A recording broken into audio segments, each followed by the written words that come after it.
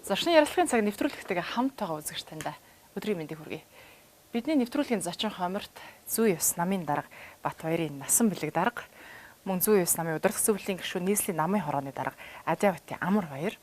За мөн Зүй ёс намын удирдах зөвлөлийн гишүүн Гисрэ Эрдэнэзул зочд маань урагдсан байна. Та бүхэн өдрийн мэндийг хүргэе. За юуны түрүүнд бид энэ удаад үнэт зүйл гэсэн сэдвээр ярилцах болно. Насан бэлэг дарга. Зүй ёс нам маань мөнгөний сонгуулийг эсэргүүцье гэсэн санаачлага гаргасан шүү дээ. За энэ санал санаачлага маань яаж өөрнө вэ? Ямар үр дүнд хүрвэ? Тий 2 сарын 10-нд бид нар энийг одоо энэ санаа санаачлага тийм ээ бид нар нийтэд ил болгосон. Тэгээд одоо ард нийтэйгээ мөнгөний сонгуул бас болохоос тийм ээ хамт урьдчилан сэргийлье. Ялангуяа 3 сарын 1-нд ерөнхийлөг удахгүй болох тийм ээ ерөнхийлөгчийн сонгуультай холбоотой хэрэгжилж болох одоо сурталчилгаанда одоо зарцуулж болох тийм ээ зардлынхын дээд хэмжээг зарлах гэж байна. Тийм болохоор аль болох дууга хүргэе тийм ээ холбогдох байгууллагууд нь өөрсдөө санаа бодлыг одоо илэрхийлье гэд ингэж бол ихлүүлсэн. За энэ хүрээндээ бид нар бол 2 сарын 23-нд Монгол Улсын ерөнхийлөгч ерөнхий сайд тэгээд үндэсний аудитын газар сонгуулийн ерөнхий хороонд бид нар бичгээр албан бичгээ одоо саналаа хөргүүлсэн. Одоо зүй ёстой тийм ээ зардлын зүй ёсны зөв одоо төвшөнд байлгаж өгөөч. Сонгуулийг шударга явуулах энэ боломжоор хангаж өгөөч гэсэн ийм албан бичгийг хөргүүлсэн. За ингээд сонин телевиз тийм ээ радио сонинд бид нар бас ярилцлага өгч аль болох олон хүнд энэ санаачлага хүргэе гэж бол ажилласан. Гэхдээ харамсалтай нь одоо 3 сарын 1-ээс өмнө энэ ерөнхийлөгчийн сонгуульд зарцуулж болох одоо зардлын дээд хэмжээг бол 8 тэрбум гэж зарласан. Тий. Тэгэхээр энэ бол тодорхой байгаа нь бол 8 тэрбум тийм ээ. Тий, яг хуулийнхаа хүрээнд хэрэгжилж болох нь нам эвсэл тийм ээ хэрэгжилж болох мөнгө нь бол 8 тэрбум гэж зарласан. Тэгэхээр юу л ерөнхийдөө мөнгөний сонгуул болох нь маш тодорхой боллоо гэж бол бид нэр харж байгаа. Тэгээд үр дүнд бол хараахан бас сайн хөрсөнгөө. Тэгээ энд бол бид одоо зүй ёс намын зүгээс бол маш харамсалтай байгаа. Одоо тэгээд ер нь яавал дээр юм болоо. Манай сонгогчд маань сонголтоо зөв хийхэд бол мөнгөний тий нүдэнд хуурдахгүй тийм сонголт хийхэд бол ер нь яавал дээр бол одоо мөнгөний сонгуул болох нь ойлгомжтой болчихлоо шүү дээ. Тэгэхээр сонгогчд маань маш хэрсөө одоо нэр дэвшигчийг маш сайн таних хэрэгтэй болж байна тий. Одоо юу гэдэг нь яаж таньж болох вэ? Тийм тэгэхээр ер нь бол тэр нэр дэвшигч маань тий хамгийн чухалчилж үзэж байгаа. Тий үнэт зүйлээ юу гэж үзэж байгаа тий. Тэр хүн тий өнөө хүртэл амьдралаараа тий ямар зүйлийг эрхэмлж яваад өдий хурц ирсэн түүхэн амтраас нь хулаа тань нарын судлаа тий. Тэгээд мэдээж хөрөнгө оруулалтын мэдүүлэг ингээд бүх зүйлийг наривчилж үзэж тэр хүн тий найз нөхдийн хүрээлэл ямар юм юуны төлөө зорж яваа юм тий гэдгийг нь одоо ийм олон янзын сайн муу үнэн худал мэдээлэл дундаас тий маш сайн ялгаж одоо цензурдэж үнэн зөвийг нь тий олж ялгаж одоо хурддахгүйгээр яг одоо ийм айгүй тийм чухал гэх юм уу тий нэлээд одоо хэрсүү байхыг л шаардах нь шүү дээ. Ер нь аливаа зүйлийн үнэт зүйл гэж юу хэлээд байгаа юм болоо? Үнэт зүйл. Тэгэхээр сая ингээд явсараад тэр нэр дэвшиж байгаа хүмүүс маань одоо юуг эрхмэлдэг вэ те юуг одоо үнэт зүйлээ болгож байна гэдэг асуудал руу ирчихэж байгаа байхгүй тэр чухалж байгааг л сонгох хэрэгтэй шүү дээ. Тэгээ тэр үнэт зүйл нь таны сонгогч танихтай адилхан байвал одоо те адилхан зүйлийг зорж ивэл адилхан зүйлийг хүсэж ивэл тэр хүнээ сонгох хэрэгтэй шүү дээ те. Тэгэхээр бүгдээрээ сонгогч хувь хүн өөрөө одоо миний үнэт зүйл юу юм бэ гэдгийг аль болох жоохон тодорхой болгочих хэрэгтэй байхгүй.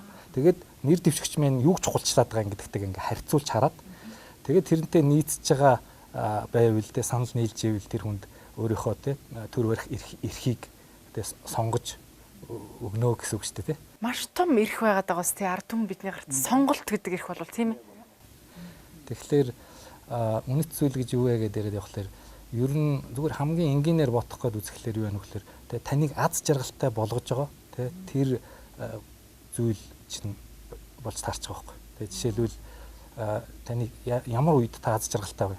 Тэгээ гэр бүлээрээ ингээд амар тайван ингээд сууж байхад аз жаргалтай байна те. Илэг бүтэн, эрүүл инх те. Эрүүл мэнд дээрээ те ингээд тайван сайхан сууж их гэл ингээд олон зүйлүүд гарч ирж штэ. Тэгээд хүний эрэлт хэрэгсээс чи олон байгаа юм чинь. Тэр бүгдийг бүрэлдүүлж иж би аз жаргалтай байна. Тэгээд тэрэн дунд бас эрэмт байх хэрэгтэй болчихж байгаа байхгүй те. Тэгэхээр ер нь бол тэр аз жаргалтай байхад хамгийн өөрт чинь нөлөөлөд байгаа тэр зүйлүүдийн эрэм дараалал Энэ бол таны үнэт зүйл болчих чинь тий. Тэрийгэ бид нэр дор бүрнээ бас ингээд бодож тунгаагаад миний үнэт зүйл энэ юм бэ штэ. Тэгээд за энэ намын дэвшүүлж байгаа энэ нэр дэвшигчийн үнэт зүйл нь юуг зорж байгаа юм бэ гэдэгтэй харьцуулж тулгаж харах болов уу гэж би бодож байна. Энэ яар хариултан дээр дөрвөлд нэг зүйл асууя.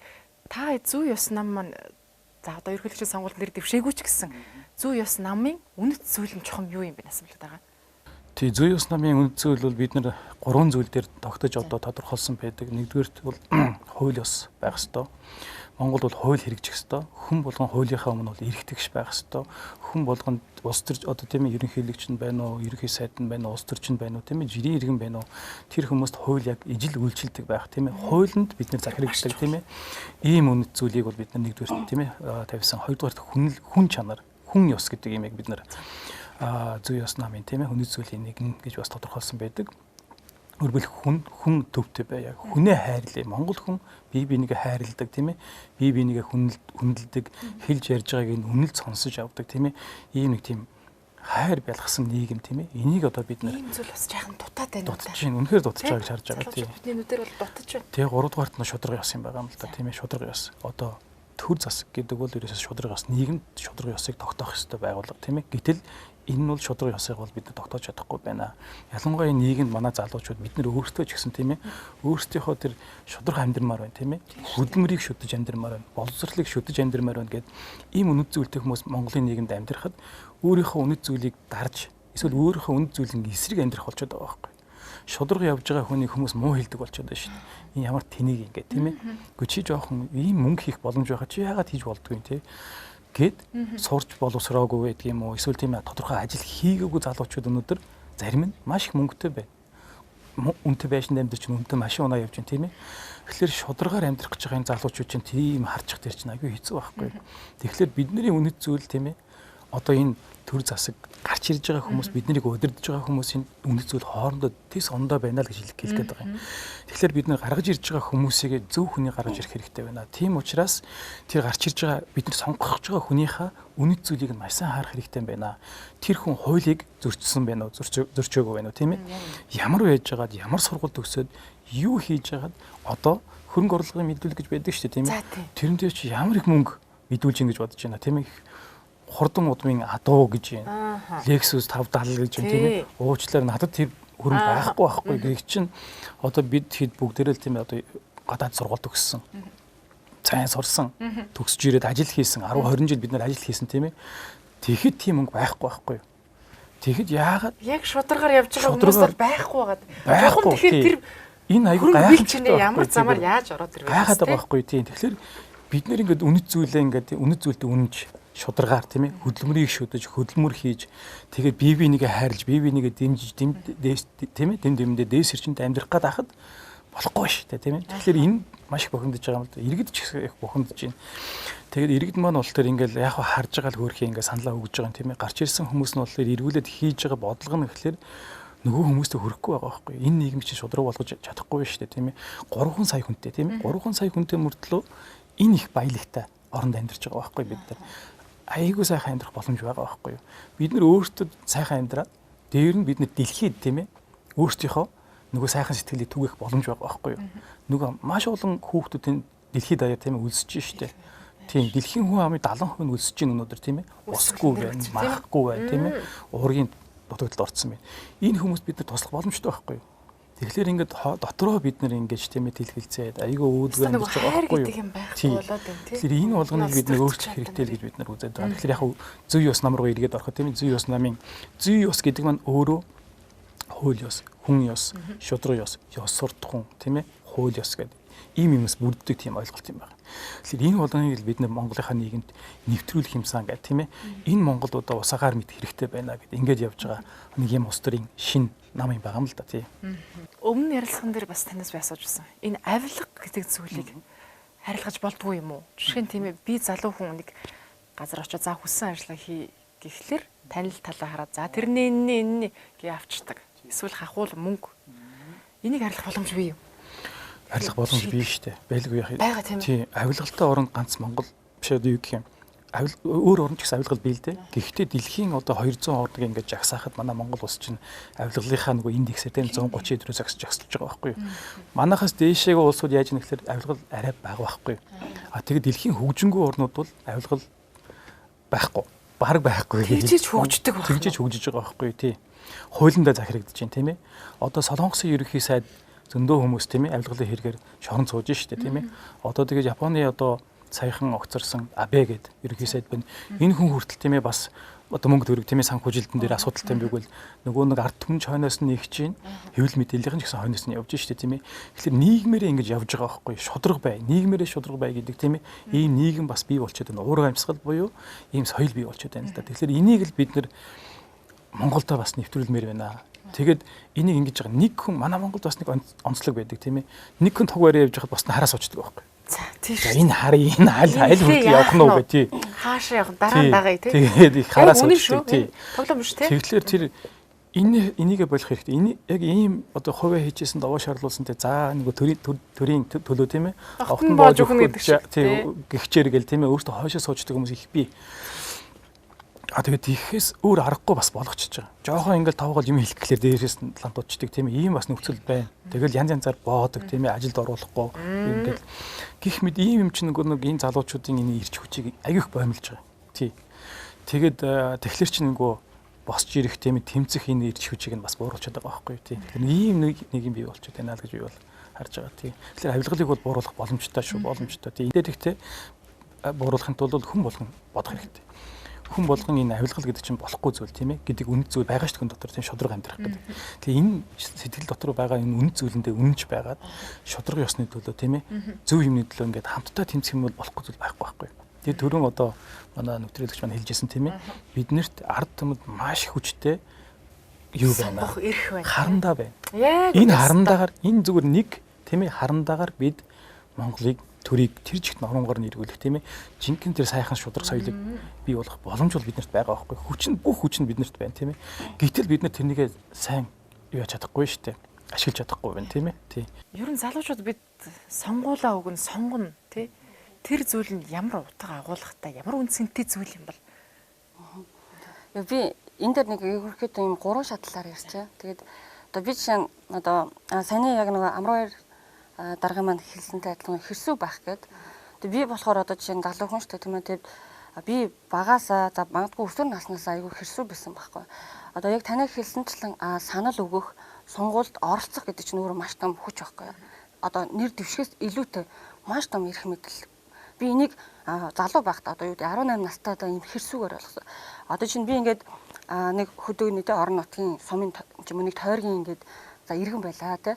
Гэтэл яг миний тойрог дээр манай хороонд тийм ээ нэр дэвшиж байгаа нэр дэвшигч яг ямар хүн бэ тийм ээ. Үнэт зүйл нь юу юм бэ гэдгийг би амар хэрсүү хардаг байсан байхгүй. Тэгэнгүүтээ жишээ нь би юу болгосон. Би яг 18 настай багтыг насанд хүрсэн миний хамгийн анхны цагийн ажил бол сонгуульд ухуулагч хийх байсан. Тэр ухуулагч нэгдүгээр мэдээж залуу хүн тийм ээ санхүү хэрэгтэй тийм ээ. Тэр утгаараа би нэгдүгээр ухуулагч ажиллаж хоёрдугаар би миний тойрог дээр нэр дэвшиж байгаа хүн нэр дэвшиж тийм ээ. Яг ямар хүн бэ гэдгийг би танихыг хүсэж байсан байхгүй. Зүгээр одоо юу гэдэг гинт би энэ тойрогт нэр дэвшин би энд ингээд энэ иргэдийн төлөө зүтгэн ингээд ирж бэ нүү ирж байгаа хүн үү мөрийн хөтөлбөр нь яг ямар хүн юм бэ хизэнээс манай орон нутаг дээр миний нутаг дэс одоо нут тийм ээ газар нутгаар жидэн юу гэдэг энэ тойрогт ингээд юм хийж эхэлсэн хүний хэр тууштай хүний тийм ээ нэг яг ингээд одоо энэ тэгээд сториг нь харах ч юм уу та ингээд нэг тиймэрхүү байдлаар ингээд хэрсүү байж байгаа судалсан байх тэр үнэ тийм ягдгүй л энэ хүн миний хүрээлэлд миний эргэн тойронд маш хэрэгтэй хүн тийм ээ миний боловсрал тас хэрэгтэй хүн би залуу хүн би их сургууль сур миний боловсралтын хүн ямар бодлого боловсрал одоо хэрэгжүүлэх гэдэг нэг би амар тийм хэрсүү ингэж сонголтоо хийж би тэгээд одоо юу гэдэг амар юм сонгуульд ингээд нэр дэвшээж нэтэр гэж аваагүй. Гэтэл зүгээр миний хувьд сонгуул гэдэг бол маш үн цэнтэй гэдээ би ойлгодог байсан. Энэ бол сонгогчийн боловсрал гэхгүй. Бид нэр сонгогчийн боловсрал гэхээр боловсрал гэдэг магадгүй заавал ихтэй сургуулийн тийм ээ бакалавр, магистр, доктороор үнэлдэг. Гэхдээ үгүй юм боловсрал гэдэг бол зүгээр мэдлэг, мэдээлэл тийм ээ. Тэгэхээр би бол яг залуугаас ингэж ирсэн. Тэгэхээр залуус яг одоо энэ сүүлийн үеийн Z generation үеийн дүнэрт болохоор яг тэгж л хараасаа сонгуулийг битгий өөрөөсөө түлэх сонголтоо өгөх гэдэг зүйлийг битгий түлэх Тийм хашаасаа тийм ээ. илүү тийм идэвхтэй бай. Яг тэгвэл энд чиний ирээдүйн боловсрал ахаад гарсан хоног би ажил хийхэд ахаад бид нар нийгэмд харамтууд ирдэг байхгүй. Тэгэхээр энэ бүхэн дээр ингээд юм 1 2 3 жилийн те 4 жилийн 8 жилийн шатааралтай ингээд жоохон юм харж хэрсүү байгаасаа гэж хүсдэг. Энэ болохоор яг юм залуус дүнэрт хэлэх тийм ээ. Хоёрдугаар дахад ахаад би одоо ингээд энэ 30 гаруй насны залуу эмэгтэй хүн болчлаа те. Тэнгүүд бидний үеийн залуучууд болохоор улс руу их зүхтаадаг те. Улс руу угаасаа бидний аягүй залхаацсан байхгүй. Ингээд нэг юм яах гээд байгаа нь ойлгомжгүй. Тэгэл нэг тийм. Тэгэхээр бид нар ингээд сонголт өгөхөөс залхахдаг, сонгуулиас зүхтаадаг, зайлс гэдэг те. Хинж гарсан ялгаагүй. Угаасаа л бүгд адилхан. Үгүй энэ цаг хугацаанд яг ингээ юм хийх гээд ингээд тийм ээ боловсролтой мэдлэгтэй маш олон хүмүүс ах эгчнэр нэр дэвшижсэн. Гэхдээ бид нар өөртөө нөгөө нэг түлхдэг тэр хүмүүсийг те сонгодгүй өөртөө бид нар оролцоотой байдаг байхгүй. Тэгэхээр бас юу гэдэг яг энэ одоо 30-аас 40 насныхан гэдэг бид нар чинь яг шинэ үеийн бас энэ бүтээгч хүмүүс байхгүй. Тэгэхээр юу гэдэг би ингээ болж байгаа болоо биш ахаад өөр хүүхд харах хэрэгтэй. Энэ хүмүүс дахиад нэг юм хариуцлага байх хэрэгтэй. Миний хүүхэд өнөөдөр энэ хотод энэ улсад эрүүл аюулгүй орчинд амьдрах хэрэгтэй гэдэг бас юм алсын хараатай байх хэрэгтэй. Тэгэхээр сонгуул ахаад чухал тийм ээ сонгуульд оролцох юу яах нэр дэвшгээс илүүтэйгээр сонголтоо өгөх гэдэг маш том хүч юм аа. Үнэт зүйл юм аа гэдгийг бас хэлмээр байна. Ахаад 3 дахь шат буюу одоо бидний эмээ өвнөр байдаг шүү дээ тийм ээ.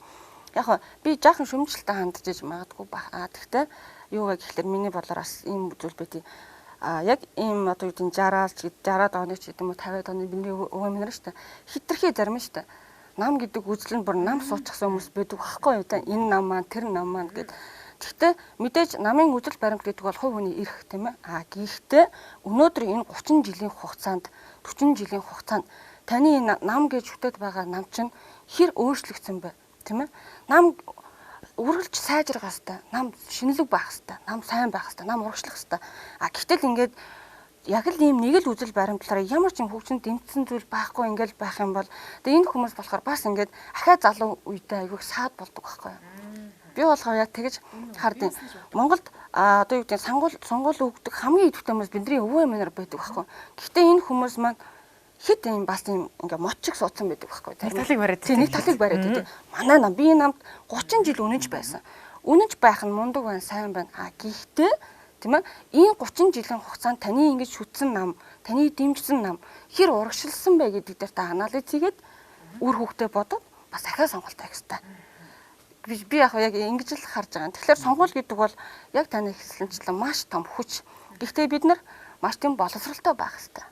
Ийм утгаар би яг сонгуулийг жоохон хэрсүү хардаг. Тэгэхээр залуучуудаа ер нь л ингээл би биндээ аюу тийм юу байгаасаа л гэж хүсдэг шүү дээ. Хөшүүрэг болчиход ингэж байгаасаа гэж хүсэж байгаа. Яг таны хэлснээр за бидний өвөө эмээ гэдэг насныхан бол сонгуулаа сайн агуулдаг юм. Залуучууд за миний үеийнхэн таны үеийнхэн бас нэлээд хоошоо суун шүү. Энэ тал дээр сонгуулаа өгөөрэй гэж уриалж хэлэх үгүй л таадаа л гэж. Би яг тэгж л хараад байгаа хгүй. Яг ингээд би найзуудаас урьд хардаг хгүй. Манай найзуудаас ингээд сонгуульд нэг идэвхтэй байдаггүй. Бүгдээрээ л бизнесээ хийгээд юм уу, ажиллаа хийгээд ингээд цалингаа аваад те. Гэхдээ тийм биш байхгүй. Өнөөдөр бид нар сая коронавигийн үед харлаа штэ тийм ээ. Төр гэдэг хүчтэй болсон, хамгийн хүчтэй болсон. Тэгэхэд өнөөдөр та хичнээн хөгжмөр бай, урагшламар байвч өнөөдөр төр төмөр одоо юугаа хаалга ингээд хаахад тийм ээ. Нүрээ үзүүлэхэд ингээд бид нар ингээд зогсчих чадахгүй болж штэ. Тэгэхээр өнөөдөр бид нар зөндөө харлаа штэ. Яг ийм хугацаанд маш сонин үйлдэлүүд, сонин шийдвэрүүд гарлаа. Бид нар маш их стресстэй. Гэхдээ өөртөө бидний хүмүүсийг сонгосон, бүтээсэн байхгүй юу? Тийм ээ. Тэгэхээр эндээс юу ойлгох вэ гэхэлэр ингээд орхих биш, мартах биш. Тэ? Энэ дээрээс анализ хийгээд ахаад шийдвэртэй бодгол асуудал. Тэгээд яг асуултандаа ахаад нэг хариулахад болохоор юу гэдэг 4 жилээр битгий хараарай. Энэ сонгуульд сонлоо өгтөө тийм. Ирээдүй гэж хараарай. Хүүхдүүдээ гэж хараарай. Тийм. Тэгж л хэлмээр өнөөдөр таны тоглож хараарай. Тоглоомын талбайтай байх хэвээр. Энэ Улаанбаатар хоттой шүүн оройд 50 баймаар байна тийм ээ. Тэгэхээр дандаа хүүхдүүдэд бодож сонгуульд идэвхтэй оролцох хэвээр шүүл гэж би ер нь бол найзартаа уриалдаг шүү дээ. Тань шиг нөгөө хэрсүү сонгороо тийм. Хэрсүү байгаарай гэж хэлмээр байгаа. Ингээд нэвтрүүлгийнхаа төгсгөлд насаа дараа маань сонгогчтой хандаж хэлэх зүйл хэлж байна. Тий яг юу одоо нэг мөнгөний сонгуул болох нь тодорхой болчлоо. Тэгэхээр маш олон хүмүүс одоо маш олон нэр дэвшигчнэр тийм ээ. зарах нэ. Одоо нэг нөгөө хэлэхэд одоо янз янзын мэдээлэл орж ирж байна л да тийм ээ. Дөрөв удаа би ярьж хахад ерөнхийлөгчийн сонгуулиар бол 100-аас 200 тэрбум төгрөг хөдөлж магадгүй байна гэж ярьж исэн бол одоо тэр тоочин бүр нэмэгдээд явцсан байна. 400-500 болцсон байна тийм ээ. Иймэрхүү цуу яриа гарч иж мөнгөө цуглуулад эхэлсэн байна. Янз янзын компаниудаас татаад эхэлсэн байна гэж тийм ээ. Сонсогдож байна. Тий. Тэгэхээр ийм шудраг бус мөнгөний сонгуул бол ерөөсөө л шудраг бус сонгуул болдгоо. Тэгэхээр ийм шудраг бус тогтолцоо одоо шудраг бус ижил бус тийм ээ. Ийм нөхцөлдөө тийм ийм нөхцөлдөө одоо юу өрсөлдөөн болох гэж байна шүү дээ тийм ээ. Энэ дээр шудраг ёс ялах ёстой юм. Шудраг ёс ялж иж Монгол улс нь хөгжих байхгүй юу? Шудраг ёсыг хэн хамгаалах хэрэгтэй юм бэ гэхэл бид нар өөрсдөө байна. Одоо сонгуульд оролцож байгаа хүмүүс тийм ээ. Бид нар талах авахтаа ч юм эсвэл бид нар дэлгүүрт орчод им авахтаа ч байдаг юм. Энэ ханах их юм. Харддаг, ярилтыг уншдаг штэ. Өөртөө унах гэж байгаа машинаа бид нар бодогтой сэвтэй юу гэд ямар их зовхож энэ төр зарж байгаа хүнийг тийм ээ. Гэтэл сонгуулиар сонголт хийхдээ бид нар тэгж хариуцлагатай хандж чадж гин үгүй байхгүй юу? Манай амар хоёр дарга хэлж гин тийм ээ. Намтрын уншаад үзье. Намтар дээр маш тодорхой байдаг юм аа. Сургууль төгссөн юм төгсөөгүй юм уу тийм ээ. Боловсролыг шүдэж амьдрсан хүн байна уу үгүй байна уу? Их орондоо хайртай хүн байна уу үгүй байна уу? Хамт олноо хүндэлдэг хайрладаг хүн байна уу үгүй байна уу тийм ээ. Бүх юм тодорхой байдаг шүү дээ. Тэгээд хөдөлмөрийг тийм ээ шүдэж амьдрсан байна уу үгүй байна уу? Хөдөлмөр хийсэн байна уу үгүй байна уу тийм ээ. Мөнгө шүдэж амьдрсан хүн аюу тодорхой байдаг. Эсвэл карьер шүдэж амьдрсан эсвэл нэг цөнх тийм ээ шүдэж амьдрсан хүний карьер аюу тодорхой байдаг байхгүй.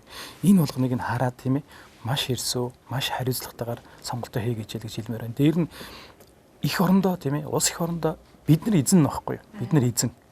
Эзэн байхаг юу баталгаажуулж байгаа юм бэ гэхэлэр сонгуул байхгүй. Сонгуульд оролцох чинь тийм үнцэнтэй юм байна. Та Монгол улсын тийм ээ иргэн, та Монгол улсынхаа эзэн шүү гэдгийг баталгаажуулж байгаа юм нь сонгуул байхгүй. Сонгуульд оролцох хэрэгтэй. Дээр нь сонгуульд саналаа өгөхдөө их орондоо эзэн болох. Их орондоо хайртай бол хайртай хүндээ хайртай бол тийм ээ өөрхөн хүүхдийнхээ ирээдүй их орныхаа ирээдүйд санаа зовж байгаа бол маш хэрсүү маш хариуцлагатай нөгөө юм машин үзэж тийм ээ авж байгаа тэрнээс илүү хандах хэрэгтэй байгаамаа тий. Тэгэхээр мэдээллийг маш сайн одоо мэдээллийг жоохон аваач тийм ээ найз нөхөд хинтээ нөхөрлж гин урд нь энэ хүн ингэж хэлж байгаа нь өнөөдөр тий юу гэж хэлж гин энэ хэлж байгаа юм байр сууринд үнэт зүйлэнд нь тийм ээ савлгаа байна уугүй юу тийм ээ энэ хүнд итгэж болох уугүй юу гэдгийг маш сайн харж тийм ээ сонголтоо хийгээч гэж одоо хүсэж байна тий. Одоо биднэрт яг үннийг хэлэхэд тийм ээ та биднэрт ямар ч сонголтгүй болчиход байна шүү дээ. Мөнгөний сонголт болох нь тодорхой болчиход байна. Үе үеийн тийм ээ шат болгонд явагдах сонголт мөнгөний сонгол болчиход байгаа байхгүй. Энэ хинт хэрэгтэй юм бэхлээр төрөл гарч ирсэн мөнгөтэй хүмүүс хэрэгтэй байгаамаа. Эднэр чинь бүх эрх мэдлийг бүх одоо тийм ээ одоо мөнгө энийг өөр дээр төвлөрүүлсэн байна. Тэгэд өөртөө хэрэгтэй тогтолцоог бий болгоцсон байна. Хизээч эрх мэдлээс буухгүй шүү гэдэг тийм ээ ийм хатуу үнэмшилтэй болцсон байна. Тэр хүмүүсийн үнэт зүйл нь мөнгө. Тэр хүмүүсийн үнэт зүйл нь мөнгө тэгээд эрх мэдэл байхгүй. Энэ хүмүүсийн үнэт зүйл нь ард түмэн биш. Энэ хүмүүсийн үнэт зүйл нь хүүхдийн эрх биш. Энэ хүмүүсийн үнэт зүйл нь эмэгтэй хүмүүсийн эрх биш болчиход байна шүү дээ. Эмэгтэй хүнийг ямар их дормжилж байна манай Монголын нийгэм ямар их тийм ээ муухай амьдрал болж байна. Хүүхдүүдийнхээ эрхийг бид хамгаалж чадахгүй. За хот бол гайгүй тийм ээ. Хөдөө орнуудад ч ямар хэцүү байна гэж бодож. Тэнд хүний эрх маш хэцүү байгаа шүү дээ.